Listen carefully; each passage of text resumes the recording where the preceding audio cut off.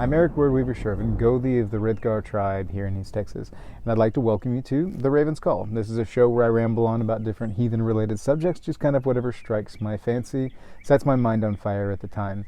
Big UPG warning at the beginning of this episode, like always. This is just the views of one heathen here in East Texas who, I have my tribe and I have my belief structure, but take that with a grain of salt. This is all just supposed to be conversation starters and exploring kind of what's on my mind, what's going on at the time, and delving into some things that may help heathens kind of get their minds going and thinking about things. So, yeah. Keep in mind too, I'm also not a historical or reconstructionist heathen. I am a modern heathen, but I'm not of the Wicketry Brositru bent. I am kind of a middle of the road, steeped in tradition, yet organic growth, and big on hearth and tribal culture. My hearth cult, my tribal cult are sacred, and so that's a big identifying part of my heathenry and how I go about things. So take that into account when you watch the show. All the housekeeping stuff down below. You guys know how to reach me if you need me. Email, P.O. Box, all that stuff's down there. So please feel free to reach out. I do take requests. And as I get back into the swing of producing on a regular schedule, those are going to come in clutch. So, without any further ado, let's go ahead and jump into today's topic. Today's topic is actually spun off of some stuff that I've seen going on around the internet these days. It's kind of a reaction, but not completely. Now, if you guys know, I've been producing a little bit on TikTok, and I don't get to produce there nearly as much as I was at the beginning, but I am still producing some. To be quite honest, I just haven't had the spoons to produce much of anything here in the last little while. As is, I'm trying to sneak this in before I have to go out into the field here in just a little while. And so I'm trying to get a filming in while I can. I have these grand plans to try and film in the evening, and that hasn't panned out yet. I find myself without spoons or without spell slots. It's more appropriate as my D&D if you follow my D&D stuff. So yes, but yeah, if you follow me on TikTok, you'll see me talk about heathen stuff and a little bit of D&D stuff. It just depends on whatever I'm in the mood for at the time. So I've been watching online there, and then I've been watching some on the YouTubes, and I have noticed there's a thing. There's a thing going on, and this is just, I've done, like, the last couple of TikToks I've done have been about tribal cult, have been about hearth cult, have been about false kinship, have been about things like that, and the kind of reminding people that, like, the proximity for Frith. Frith, we've talked about this here on the channel before. If you followed me for any length of time, I feel like there has to be a certain element of proximity for Frith to be established. And I don't feel like you can establish Frith over the internet. I've said this numerous times. I think you can build friendly relationships, but when the entirety of your relationship can be turned off by logging out and never signing in again, and there's no weight, there's no consequence, there really is no reciprocal obligation. I mean, there's an understood obligation that's very light and very basic, but it should always be tempered with the fact that this person could disappear with the click of a button. Their internet could go out and you may not hear from them for, a couple of days. They may switch accounts and you may not hear from them for, a couple of weeks. They may just decide to detox from the internet and you may not hear from them for a couple of years. You don't know. Or they may just decide that, that they never were what you thought they were in the first place, and they may flit off into the distance, take on some new identity, and you may never hear from them again. You may have sent them some kind of reply, some kind of request, and then all of a sudden, it's just not there anymore. So this is why, in a large part, I try to make sure that I emphasize the fact that I do not hold Frith with anyone on the internet. I don't. Now, I interact on the internet with people with whom I have Frith, my tribe specifically. Yes, we utilize the internet as a tool to communicate betwixt us, but we have that Frith that was built up in real life, face-to-face, person-to-person, and is true and has its reciprocal obligations that go along with it. Like if I were to just drop off the face of the earth online, my tribe could pick up the phone and call me, or they could stop by the house and talk to me. It would have to be more than just a log out and never log back in order to completely cut that tie. And even then, because of reciprocal obligations that we have established through tribal culture and everything, it would not be an easy process. And so that's the point. It shouldn't be something you can just easily be walked away from. That's not what Frith is about. Frith is both doing your part to make a thing work and to, fulfill your reciprocal obligations to one another. And that's the basis of that heathen interaction, that social interaction as a whole. So I've been talking a lot about this online lately because I'm seeing more and more newbie heathens come into heathenry. Cool. I'm not a gatekeeper, and I am a gatekeeper in a weird way. It's like I did some videos on gatekeeping too, because truthfully speaking, gatekeeping, when you're talking about the insular nature of a tribe, is a thing. I'm going to come back to that here in just a little bit, okay?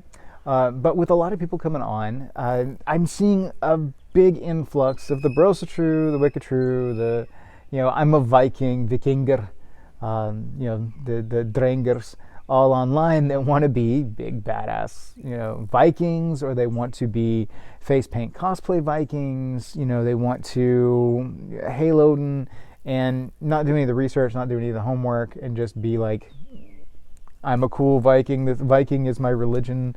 You guys know my attitude about trying to claim the beard exemption in the military and I have actually grown, in my opinion, on that, because from a standpoint of hearth cult, there actually is an argument for it.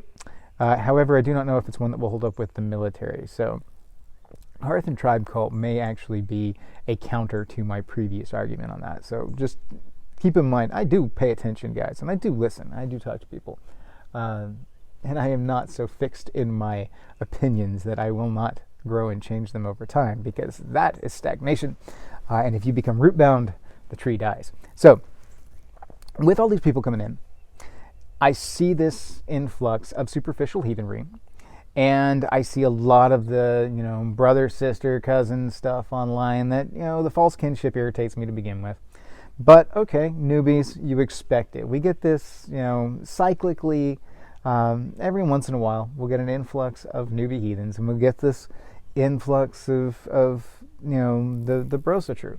We'll get that superficial level, and we work with them. We'll either tolerate the ones that are just there for a good time, and then they burn out and they wander off because their attention spans are very short. They're very short. If your entire identity is built around an aesthetic, the next fad that comes along is going to change things around.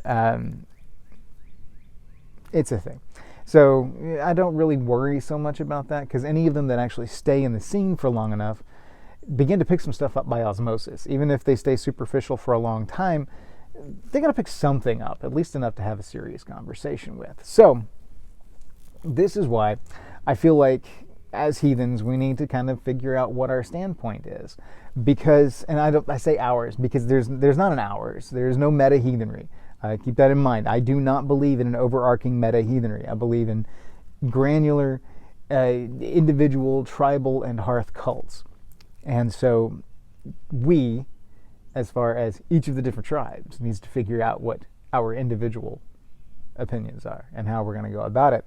Because, this is where I'm going to come back to the whole gatekeeping thing, gatekeeping is not necessarily a bad thing when it comes to heathenry.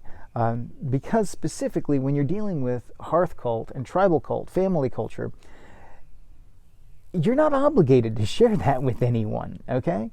You are not by any means obligated to divulge what you and your kith and kin do as a ritual.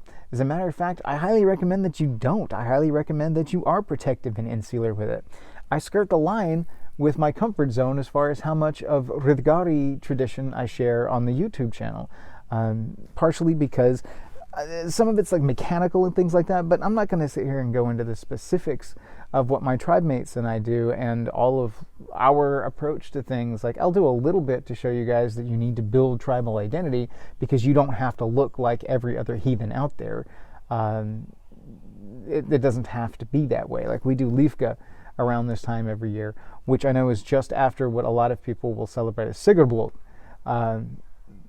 We have a different approach to things. I'm not getting into the specifics on it, but you're going to have your own approach. You're going to have your own tribal identity. There will be things that we want to have conversations about as a larger community. But we need to respect the fact that Hearth, tribe, and clan are sacred. They're sovereign. And we need not encroach upon that. One, we can't encroach upon that because nothing I say is going to change what you do in your hearth. Only your choice to change what you do in your hearth will actually change it. Now, can you change what you do in your hearth based upon what I say? Sure, but did what I say actually lead to that change? No, your choice led to that change. Does that make sense? I can't affect change in any of your houses, in any of your hearths, in any of your tribes. I can't affect any kind of change. I have no power there. All of my power is within my own hearth and my own tribe, and even that is shared amongst my people. And so it's a give and take kind of thing. But because we have our tribal identity, we're somewhat protective of certain elements of that because it's nobody else's business. Newbie Heathens, I will teach all day long about the general aspects of bloat, of sumble, and how kind of functionally how we do things. Some of the philosophical element of things that I find helpful that might spur them on to develop their own things, but I'm not going to sit here and say, well, this is how you do it because this is how Ridgar does it. No, I'm going to give you the basic information and I'm going to set you on your path to figure it out yourself. I'm just going to give you some building blocks that hopefully you will take and use to develop theory or pragmatic approaches to things like that. It's not my goal to try and clone Ridgar in another tribe or to try and mold everyone to be like me. I don't want that. The only ones I care about being Ridgari are the Ridgari. Beyond that, everybody else can do whatever they want. It's not my hall, not my call. You guys know my motto and my approach to that. So yeah, it's a dodgy thing when you're dealing with newbie heathens. And where's the line? What are we going to do as far as teaching versus embracing? Like the reason I do the YouTube channel, the reason I do the TikTok stuff is because I like to share. I like to teach. And so what is your tribe's approach to teaching? What is your tribe's approach to embracing newbie heathens? Do you embrace newbie heathens? And where do you draw that line on being insular and being protective? Because ultimately speaking, you are not obligated to share hearth, tribe, anything. You're not obligated to teach anyone. False kinship is the basis that they utilize to say that we are somehow obligated to teach them, to bring them up, to do any of that. And the truth is, we're not, in any way, shape, form, or fashion, obligated to do any of that. I'm not obligated to do the YouTube channel. I'm not obligated to do the TikTok. Honestly speaking, I could stop doing all of this, and a few of you would notice that the videos stopped popping up, because a few of you have noticed and have made comment about it. But most of the people don't realize that I've been gone for a month until a new video pops up and they go, oh yeah, there's a thing. If it's there, you'll enjoy it. If it's there, you'll take part in it. You'll interact and everything. But if it disappears, you'll fill that void with something else, because I'm just a name and just a face on the internet. I'm not a person to you. I am a character that you see and interact with on here. And just similarly, you know the Eric that is presented on screen. You don't know the Eric that is off screen. There are elements of my personality in my life that I don't put up here, specifically because that's Innengard. And so when it comes to the insular nature of things, there's nothing wrong with guarding your Innengard. It's actually your responsibility. We've talked before about judgment being our responsibility. We have to judge people as far as who we allow to interact with our folk, our well, who we allow to influence our weird and share weird with us. And I still firmly hold that is absolutely the case. We must be vigilant with regards to the well. We must protect it. We must protect our hearth and our clans and our tribes. And I think that goes right along with protecting those tribal traditions and culture. Sure, you can share. If we don't share some of them between each other, then we'll never learn new things and grow. But in the same, if there's something that's uniquely you, you're not obligated to share it. You don't have to. Now, the Ravenclaw in me wants to know all the things. You know, that's the Odinsman in me that wants to be learn, gain all the wisdom, gain all the knowledge, and, you know, use it. Yes, that's how my brain works. But I also respect sovereignty of Hearth, Clan, and Tribe, because I demand sovereignty of my hearth, my clan, and my tribe. And so the only thing I can do is extend that same respect to others. If I demand the sovereignty of mine, then I have to respect the sovereignty of others. Otherwise, I don't actually believe in the sovereignty of Hearth, Clan, and Tribe. And I do. So based on that, I'm not going to press anybody. You know, if you want to have a conversation about, you know, how your particular tribe does a holiday, cool. But, you know, if I come across someone and they're like, I don't really want to talk about how we do things, I drop it and I move on. I'm like, that's cool, not a problem. I respect that, and I'm going to keep going. Similarly, if somebody tells me, they take that risk and they tell me, this is how our tribe does it, I'm not going to go through and say, well, you really shouldn't do that, or, you know, you're doing that wrong. I hate that. It's none of my business how they do it. Ultimately speaking, the only thing that I can say is, well, that's interesting, or that's different from how we do it, and maybe share how we do it if I choose to. I'm under no obligation to, reciprocally. It's polite, but it's not, you know, my obligation is to my clan and my tribe, not to this individual with whom I'm having this conversation. So, you know, my obligation there is higher, and so even if you divulge the deepest, darkest secrets of your tribe to me, I am not obligated to turn around and do the same to you, because the obligation that I have to my tribe trumps that tenuous social obligation that we may have established in conversation, because that's neither here nor there. So as tribes, you have to figure out where your line is. You know, where is your sense of obligation? It comes down to the why, you know, as it always does. Why? So dealing with newbie heathens, dealing with teaching the new generation, the next generation. Why would you do it? There's some good reasons to. There are. You won't have a good, well-informed next generation unless you offer this information. But are you doing it to encourage them to do their own thing? Or are you doing it because you're trying to clone them into, you know, turn them into a clone of you? Are you trying to groom them for entry into your own tribe? That's not necessarily a bad thing, as long as you are upfront about it and they know what they're getting into in their relationship. The bad thing is when you take a newbie heathen and you start to shape them and mold them for your approach to heathenry without making it clear that that's what you're doing. You know, if they willingly enter into that and be like, yeah, I'm interested in your approach to heathenry and I want you to teach me to do things the way y'all do it, cool, go with it. But if you're otherwise, you're being sneaky. That's some manipulative stuff right there. So, and it happens. Sometimes not even on purpose. So I don't even know if there's a particular point to that particular tangent. But this is just the time of year where we're going to start getting a lot of these things going on. And I'm seeing a lot of drama pop up online. You know, there's a lot of organizations, there's a lot of personalities online that are, you know, with cancel culture the way it is these days, it's very easy to misstep and then all of a sudden have an entire contingent of people just rain down on you. Like Norse Talk, you know, there's stuff that goes on there a lot, and there's definitely some drama going on these days. There always is. That's kind of a thing with Norse Talk. And it's not something that I'm particularly interested in. Usually when I see the things that pop up that are drama-laden, I scan past it.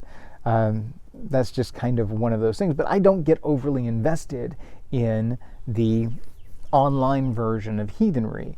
I try to share what I can, but I have a very measured approach to that. And that's one of the things that, you know, with dealing with the newbie heathens, that I think we can help, those of us that are more seasoned can help to deal with that situation, is to remind these people not to become overly invested in online personalities, not to become, you know, it's not a cult of this YouTube individual. It's not a cult of this TikTok individual. It becomes TikToxic, and you don't want that. You don't want to have a situation where you have this relationship with this individual online that can completely turn left based on a simple tweet or comment, or you find out some stuff behind the scenes that don't match what you see in the character that is portrayed on the screen. And if you've ever followed one of your favorite Hollywood actors or actresses on Twitter or anything like that, I learned really fast, don't follow your favorite actors on Twitter. No, because I have discovered some significant philosophical differences with certain individuals that kind of ruined them as actors for me after that, because I could never see them as anything other than this whack job. And so I've just, no.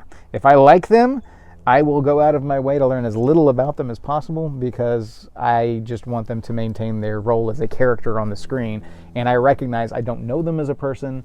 I have no frith with them. I have nothing in common with them.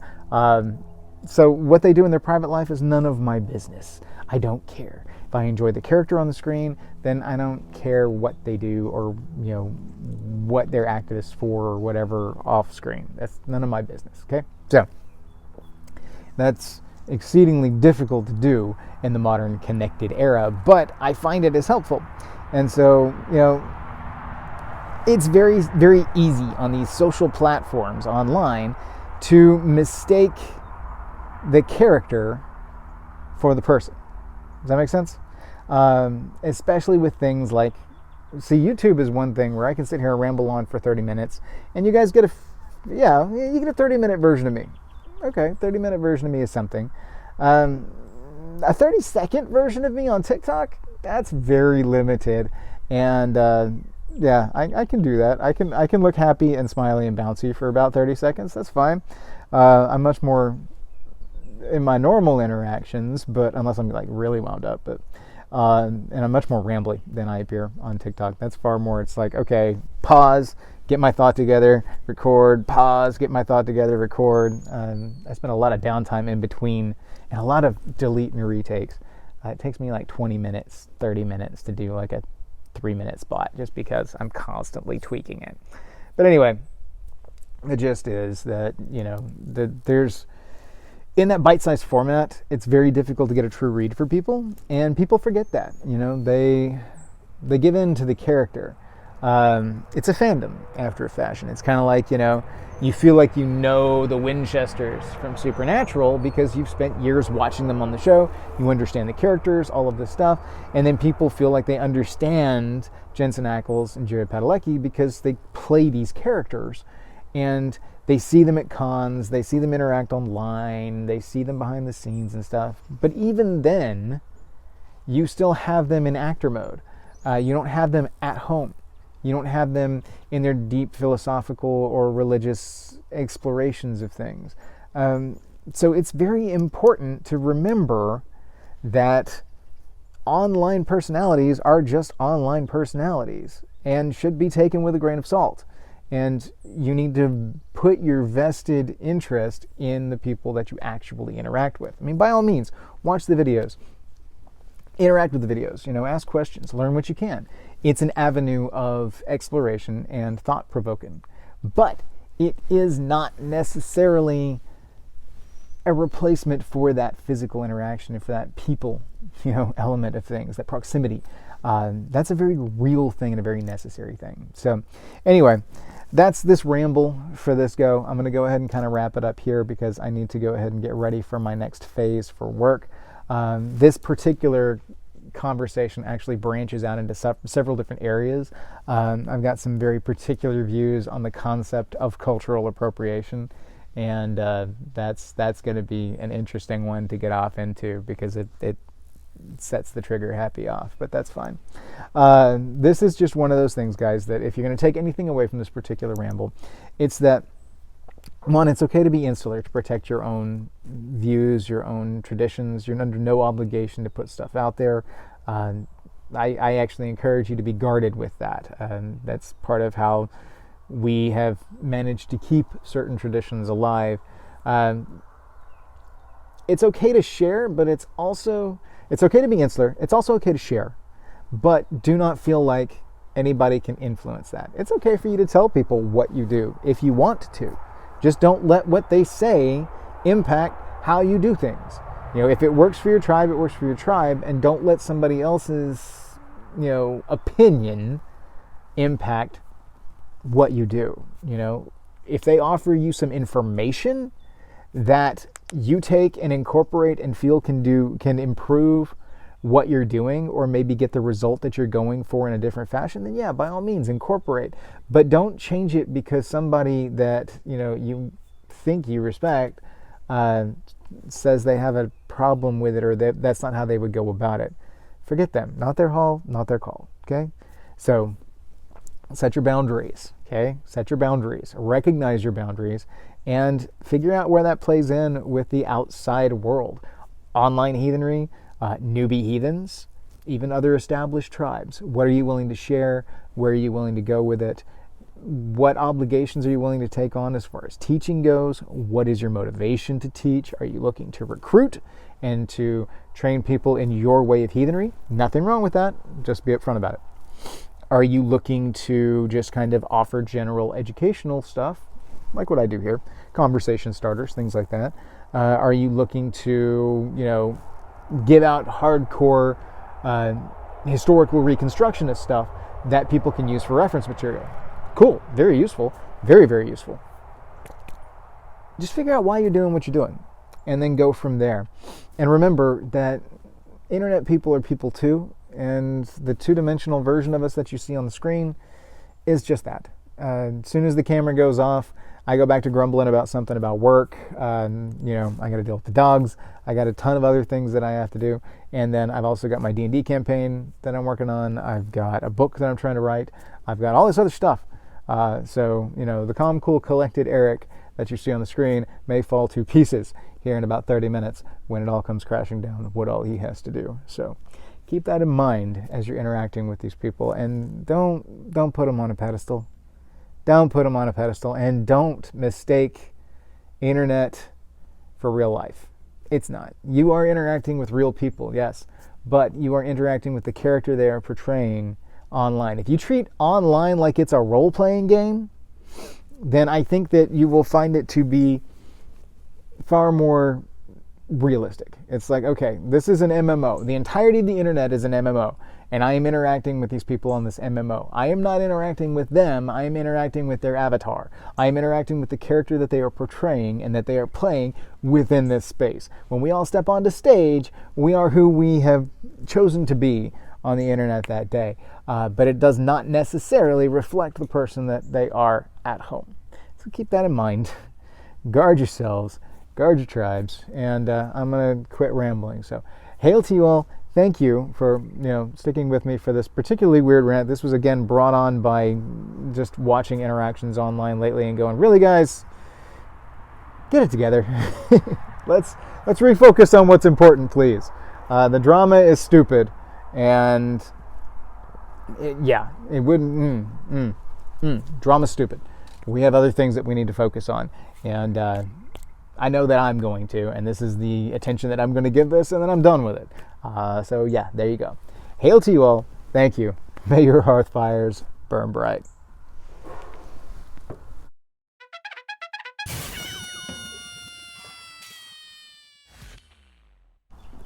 Okay, let's give this a shot. Do the post-credit stuff first, obviously, as per usual. So, updates in general. Microphone. Holy crap. Yeah, that would have been bad. Let's just, shake up the microphone for the entire thing. Now that I'm done making an unseemly amount of noise, let's talk. D&D updates. D&D is going well. My teammates met Sjerven Thorolfson, which is my my multiversal character, the one that ties all of my world together, and we had a blast. They met this really big bad BBEG character. We did the one shot, way back where I tried to kill the entire party and yet they still survived. Good players, and they had lucky dice rolls and things just kind of fell the right way. So props to them. They did a fantastic job. And then of course this last session they're going through the vault. They're trying to put the the piece of the 12, the big bad thing, that this piece of the far realm element. I can't explain too much because, players watch the show. So anyway, they tried to put this piece of the 12 into H's multi-dimensional vault to hide this sucker away. And of course, it's a puzzle dungeon to get to the vault room and everything. And they got all the way. They got several rooms in. Let me put it that way. I don't want to give a final count, but they got several rooms in. And it's a series where it's like go into a portal, and then there's a puzzle room. It's like an escape room kind of thing, sequential escape rooms with a pattern of Zelda and the forest, the Kokiri forest, the lost forest, where you take a wrong turn, all of a sudden you're back in a room that you were before, or you may be back at the beginning.